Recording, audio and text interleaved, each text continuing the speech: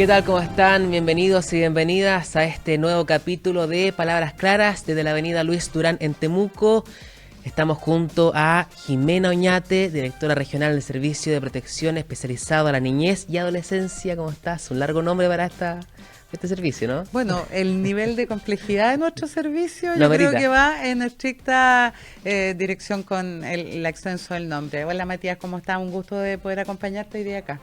Bueno, gracias por acompañarnos acá en este espacio de la televisión pública, hablando sobre un tema que quizás está muy en boca de todos, pero ahora cambia este nombre y en el fondo hablábamos un poquitito que esto es parte de lo que era anteriormente el ex Sename, ¿no? Así es, nosotros somos afortunadamente a propósito de cambios legales significativos que vivió nuestro país y de también una mirada crítica respecto a lo que toda la ciudadanía conoció en su minuto con el Servicio Nacional de Menores, es que se produce bajo un nuevo paraguas legal la creación del Servicio de Protección Especializado a la Niñez y Adolescencia, que básicamente tiene la responsabilidad de ofrecer protección especializada a aquellos niños, niñas y adolescentes, lactantes también, ¿no es cierto?, para precisarlo, que se identifica una situación de vulneración grave en sus derechos y que esto entonces se segmenta respecto también a un nuevo servicio que hoy día se hace cargo de aquellos niños, niñas y adolescentes que están en algún tipo de conflicto con la justicia y que quedan bajo el resguardo y medidas del servicio de responsabilidad, ¿no es cierto?, penal adolescente. Y se trata también, lo conversamos, de darle un espacio más digno también a las personas. Y esta imagen de un internado gigante, de una sala enorme con literas, comienza también a desaparecer, ¿no? Sí, por supuesto. Yo te comentaba en off antes de iniciar, ¿no es cierto, Matías?, que este cambio no tiene que ver solo con un nombre o solo con un marco legal.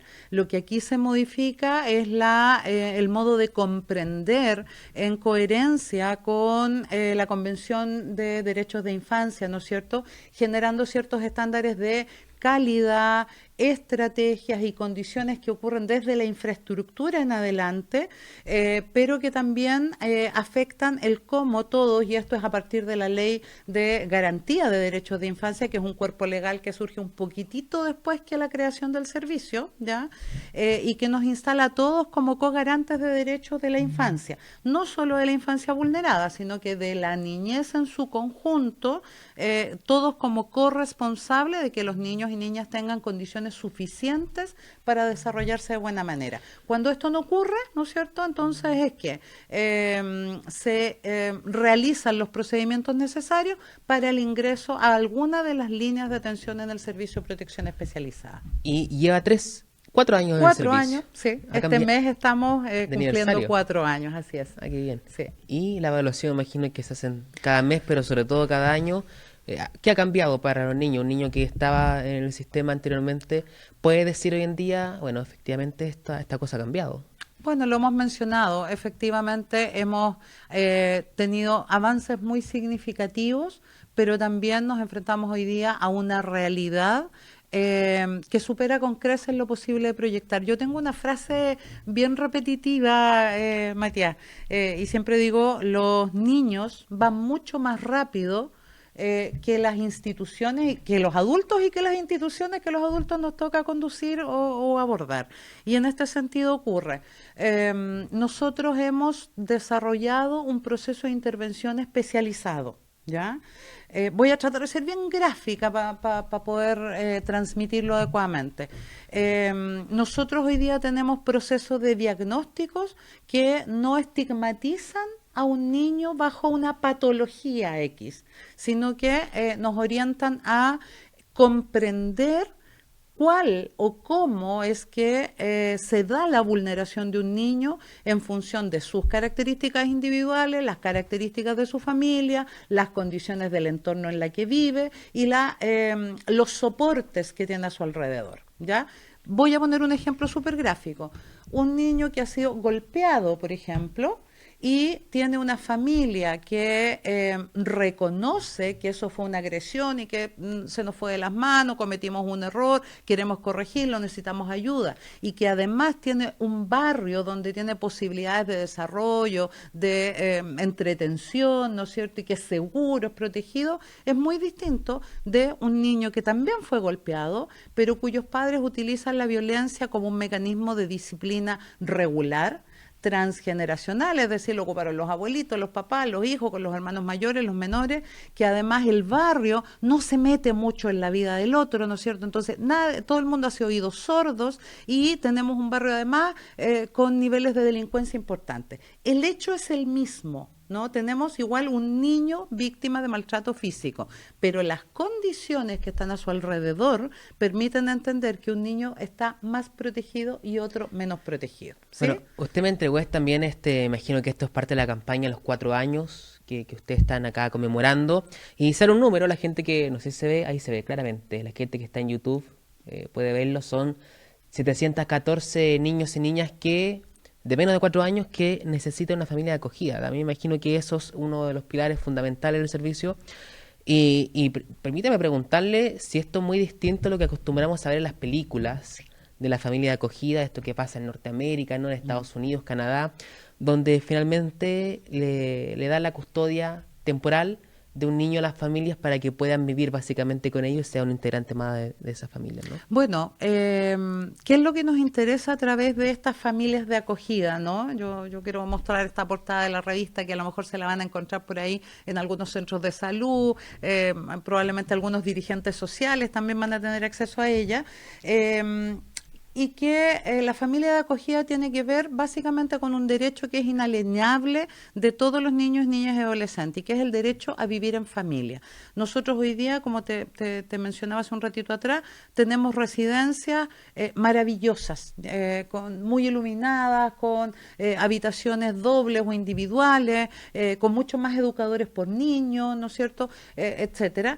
Pero nada de lo que nosotros hagamos en un contexto residencial va a reemplazar a lo que significa despertarse con la misma cara que me despierta y me acompaña en el desayuno todos los días, con el mismo rostro y el mismo aroma incluso de aquella persona que me puede leer un cuento antes de irme a dormir, o que me acompaña a compartir un juego, cualquiera sea, con una caja de cartón, ¿no es cierto?, como nos pasa a quienes somos padres o madres, y compartir eso en lo cotidiano.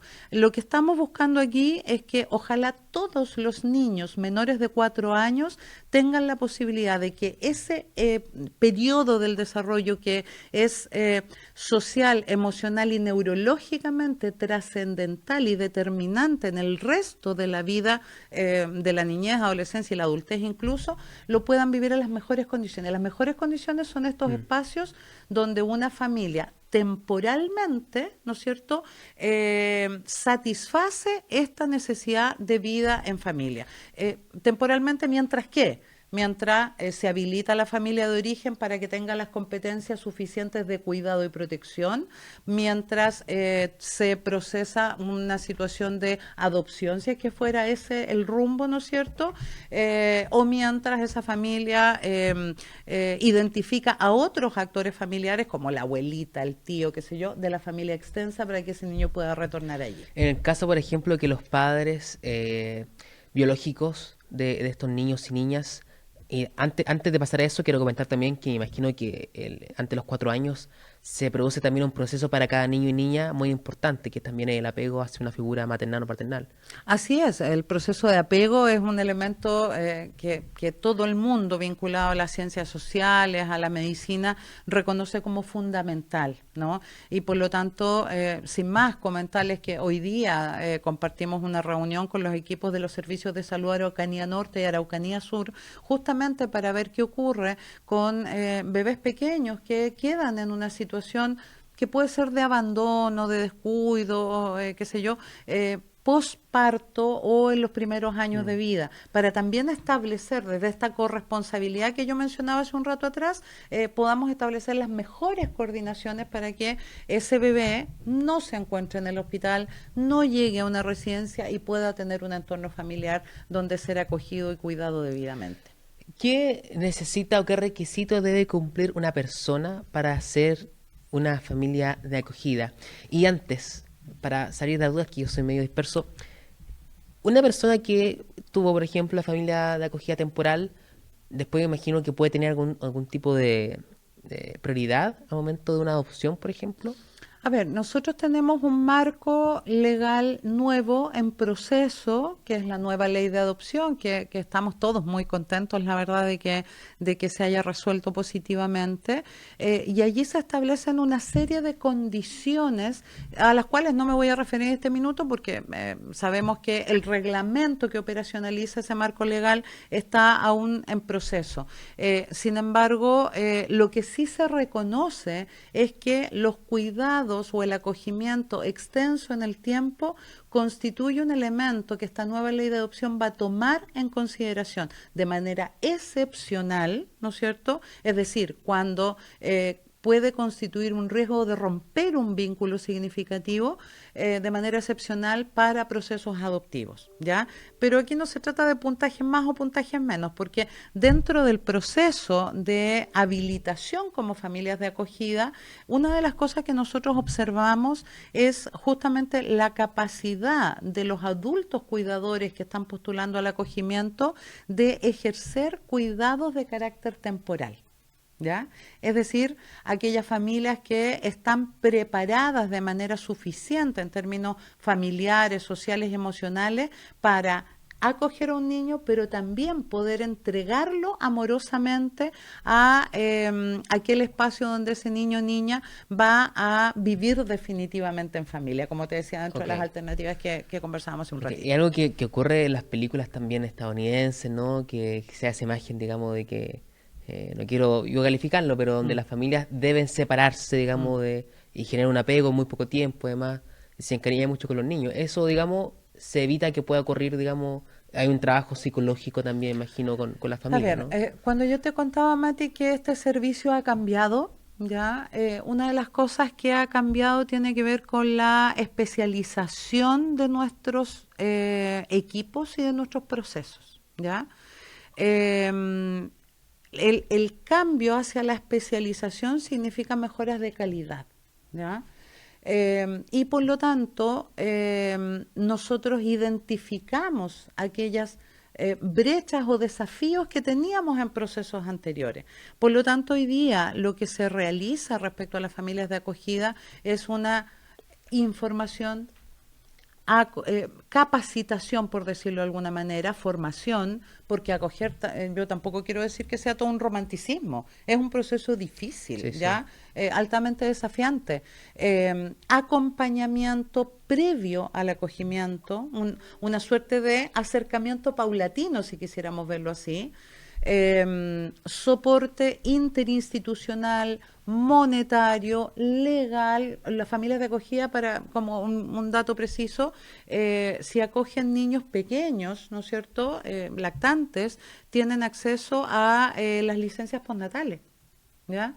Y por supuesto, durante este proceso y llegado el momento de que ese niño retorne a su familia definitiva, también hay un acompañamiento de preparación a ese traspaso, vínculo entre ambas familias y por supuesto una entrega amorosa, y quiero Mm. ocupar ese concepto particularmente, una entrega amorosa centrada en el niño que sea beneficiosa para el proceso de traspaso, pero también para ambas ¿Y familias. después existe vínculo entre esta familia Esa es temporal? una decisión que va a responder caso a caso, Ok. a la realidad de cada familia, al vínculo generado. Nuestra experiencia es que hay una gran cantidad de familias de acogida que siguen vinculadas, algunas presencialmente, con alta frecuencia, otras de manera más distante, u otras que regularmente están recibiendo, por ejemplo, fotos de hitos importantes de la vida de este niño que acompañaron por un determinado tiempo.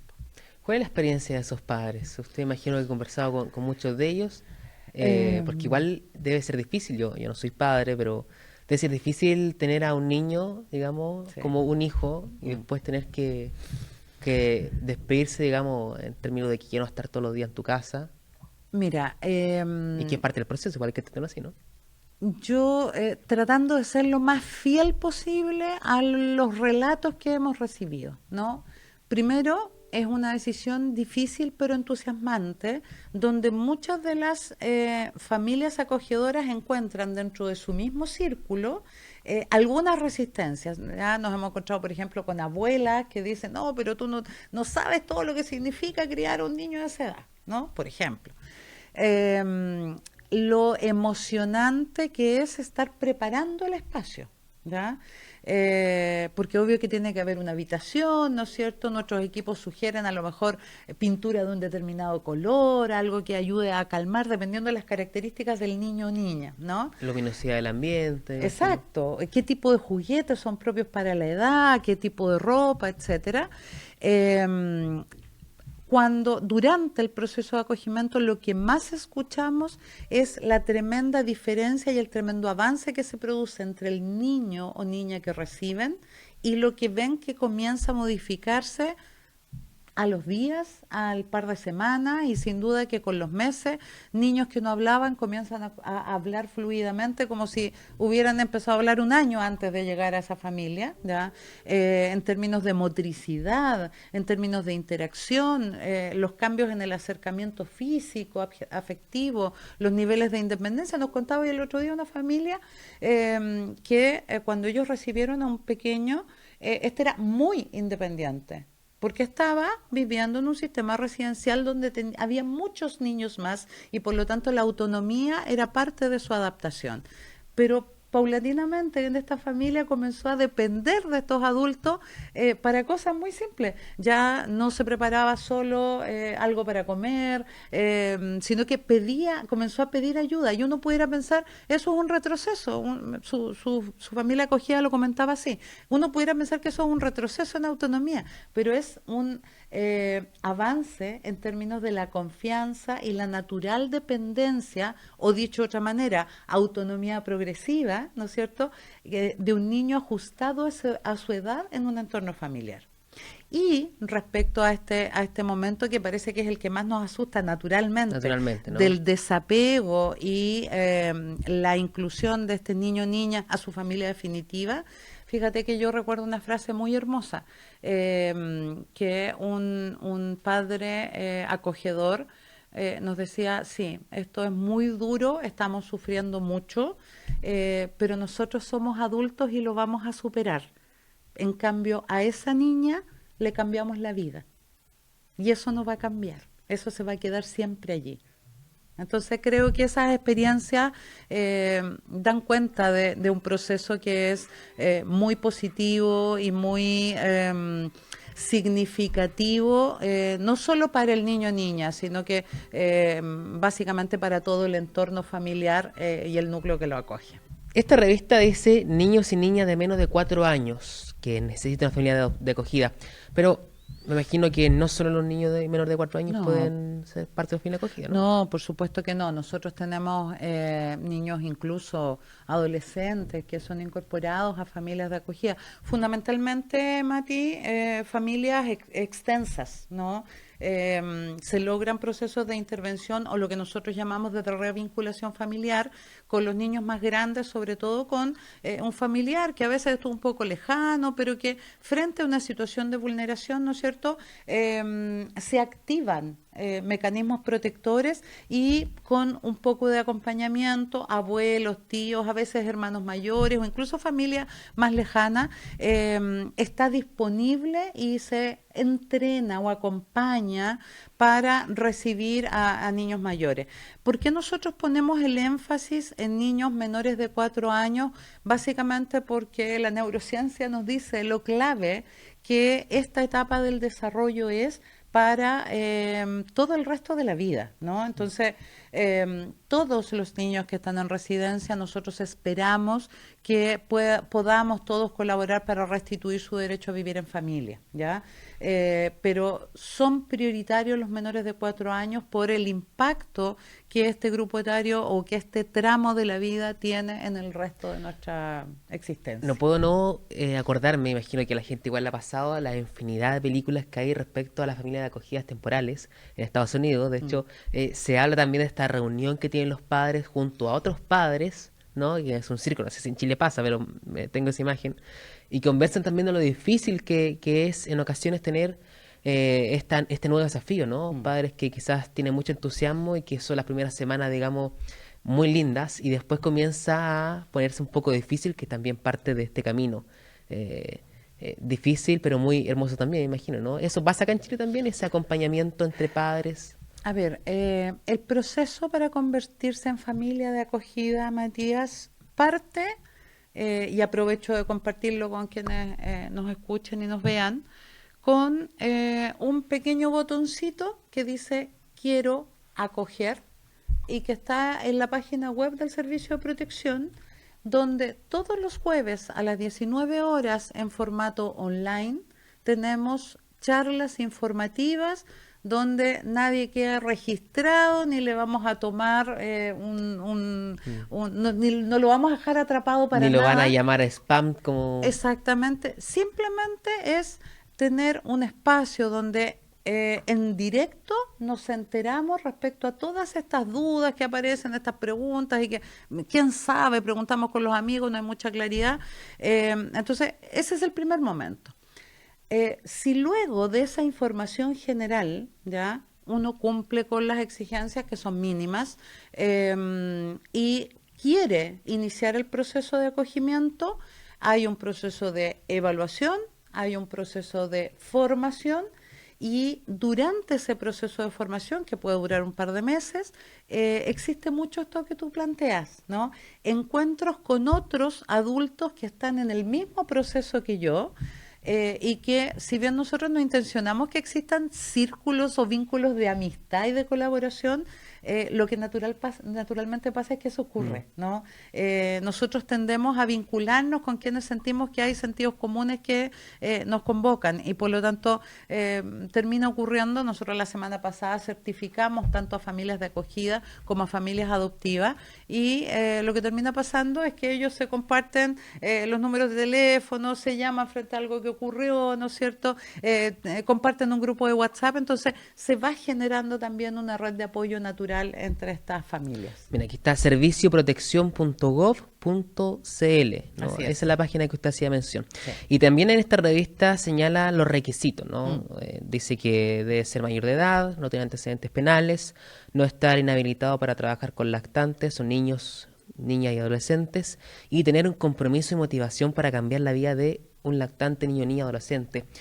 También existe el mito de que se analiza también el nivel socioeconómico de la familia. ¿Eso es tan así? ¿Se analiza? ¿Es un factor también para ser familia acogida? Si yo como entorno, contexto familiar, no cuento con la capacidad de poder integrar una nueva persona a vivir en mi espacio, ya sea por motivos de espacio de la vivienda, porque vivo en una zona demasiado aislada que me signifique, por ejemplo, que un niño que en edad escolar no puede ir al colegio, o porque mis ingresos económicos no me permitirían sustentar la alimentación o cosas de ese tipo, evidentemente que son evaluadas, ¿ya? Pero este mito que a veces se transmite de que yo tengo que tener una situación socioeconómica acomodada, casi de élite, está absolutamente descartado, ¿ya? Nosotros entre las familias acogedoras tenemos la familia tradicional, padre, madre, con o sin hijos, y eso también es importante decirlo. Tenemos personas que viven solas y que nunca han tenido hijos, Ah, puede ser una persona sin pareja, por digamos. supuesto, Ah, ¿sí? Tenemos adultos mayores, o más que adultos, personas de edad avanzada, ok. ¿ya? Padres sobre 40 años, por ejemplo. Sobre 50, Sobre ni 50. un problema, ¿ya? Pero por sobre todo, y este último punto que tú lees dentro de los criterios es muy importante, nos interesa identificar aquellas personas cuya motivación tiene que ver con cuidar a otro, con comprender Mm. que este ejercicio de acogimiento familiar va a beneficiar la vida de ese niño o niña que estamos acogiendo. Si por el contrario las motivaciones tienen que ver con que yo vivo sola y me siento sola, entonces necesito a alguien que me acompañe. Mm, Quiero ser gráfica, ¿no es cierto? Ok. Y sencilla en los ejemplos. Evidentemente que la motivación no tiene que ver con apoyar a un otro o con el ejercicio de protección hacia un niño o niña. Tiene que ver con una motivación más bien de bienestar personal de ese adulto. ¿Ya? Lo que nosotros buscamos son familias, personas en distintas condiciones. Ya sabemos que la vida familiar hoy día es tremendamente diversa, que estén interesados en cambiarle la historia a un niño o niña, y porque ya la evidencia nos señala que en poco tiempo de acogimiento familiar las condiciones de vida de ese niño cambian. Eh, ¿Existe la opción también de pareja del mismo sexo Por supuesto, nosotros, que sean insisto, familia acogida? familias homoparentales, sí. Nosotros tenemos hoy día, insisto, una diversidad de realidades familiares. Eh, de alguna manera, cuando hablamos de un servicio de protección especializada, hablamos de ponernos a la altura de los desafíos que esta sociedad implica, ¿ya? Y en esto, permíteme, Matías, señalarlo así, nos hacemos cargo de la diversidad de contextos familiares protectores que podemos encontrar para los niños y niñas. Y también tenemos el desafío de hacernos cargo de una infancia que hoy día está altamente vulnerada también. Ujú. ¿Ya? Hace poco tiempo atrás, nuestro director nacional tomaba la frase de alguien en el ámbito de la iglesia que señalaba que nuestra sociedad parece a ratos abdicar de los cuidados de la infancia. ¿Ya?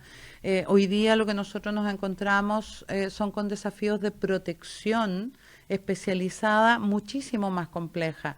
Yo he dicho en distintos momentos, acá en la región están aumentando las tasas de explotación sexual de niños, niñas y adolescentes. En nuestra sociedad está aumentando el uso de niños y niñas para tráfico de sustancias, para cometer delitos. Está aumentando el desinterés de poner atención a lo que pasa un par de metros allá de mi vida familiar o mi vida personal, ¿no? Por lo tanto, a veces somos testigos de vulneraciones respecto a las cuales no reaccionamos. ¿Qué significa eso? Que nuestro servicio llega mucho más tarde y por lo tanto llegamos a situaciones que se han enredado, complejizado y que tenemos muchos más factores que reparar, ¿no? Y allí yo quiero hacer sin duda el llamado prioritario a ser parte del acogimiento familiar y cambiar la vida de niños y niñas.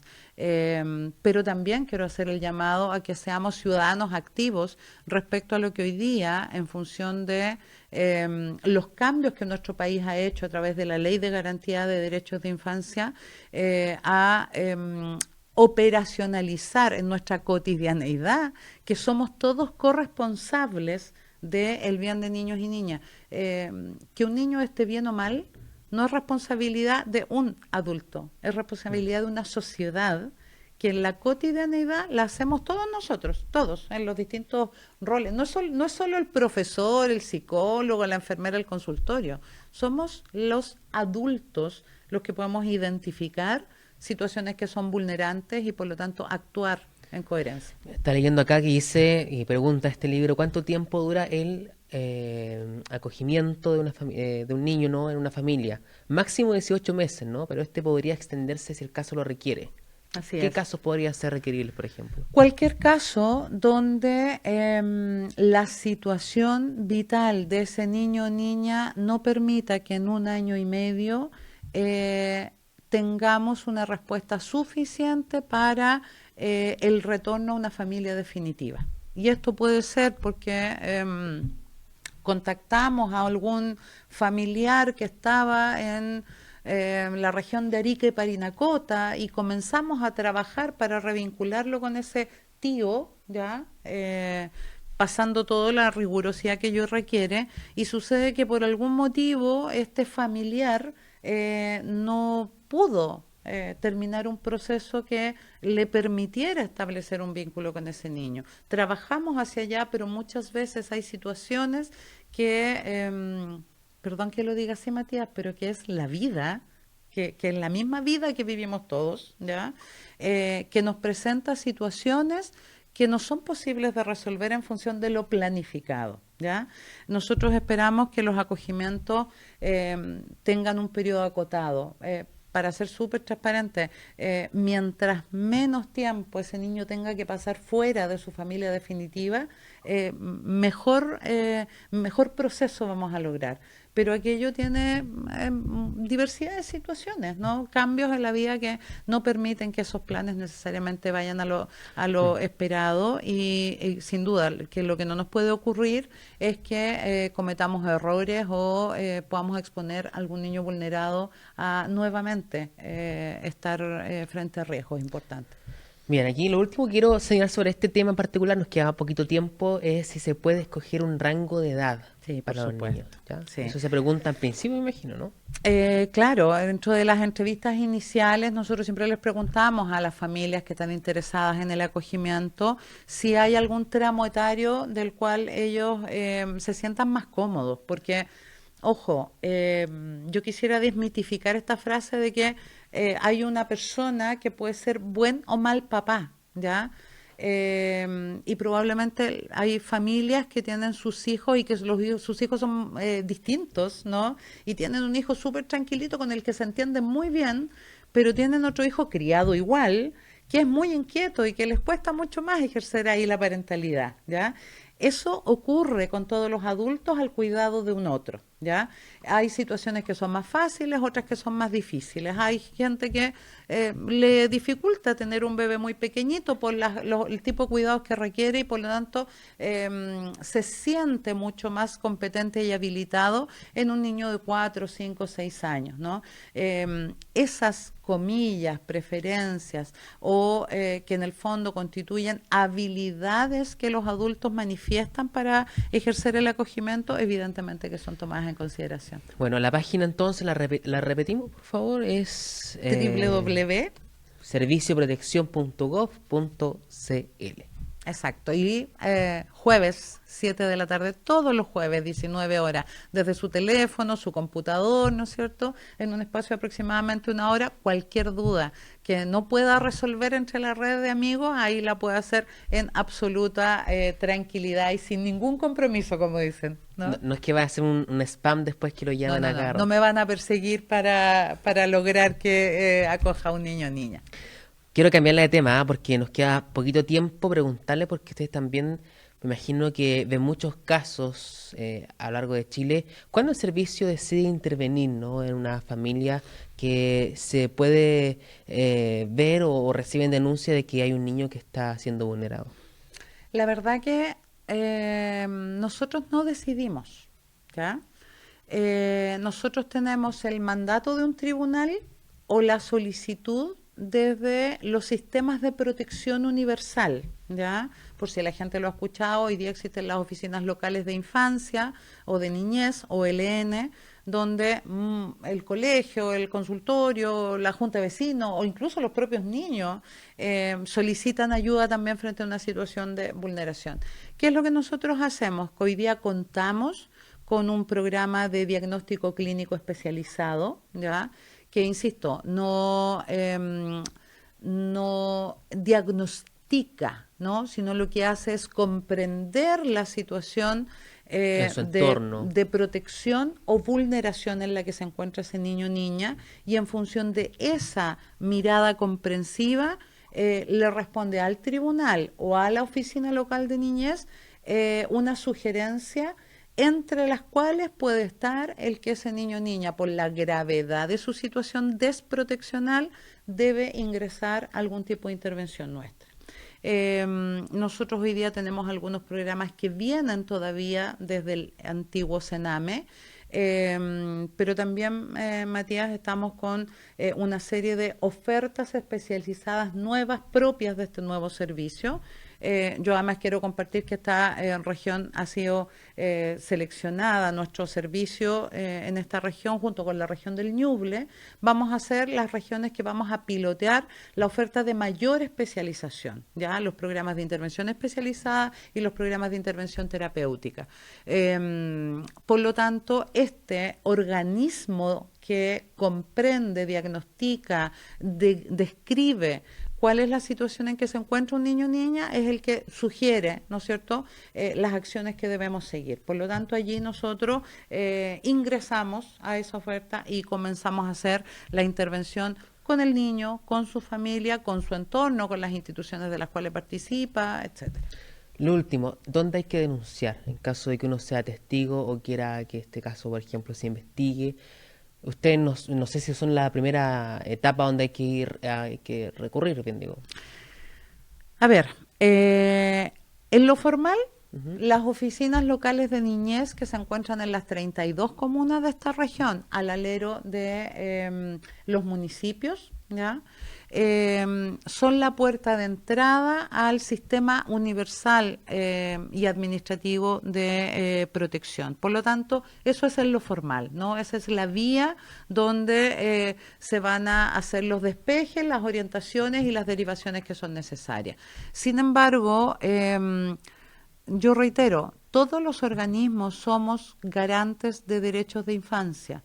Nos rige una ley en que todos somos corresponsables. Por lo tanto, a través de los establecimientos educacionales, a través de los centros de salud, directamente con nuestras oficinas regionales, directamente con los proyectos que ejecutan distintas líneas de intervención, carabineros, policía de investigaciones, tribunales, Fiscalía, son todos entes que en caso de nosotros tener alguna sospecha, porque ojo, no somos investigadores, ¿ya? Eso es una tarea de las policías.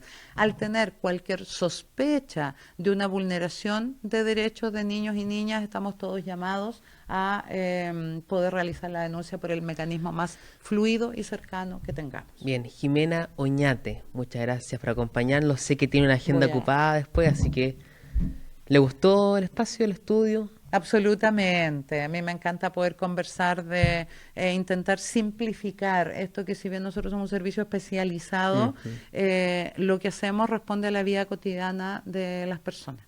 Bueno, le dejo un poquito entonces el espacio para que pueda dirigirse a las personas de los estudios de la Red Araucanía acá en este espacio llamado Palabras Claras.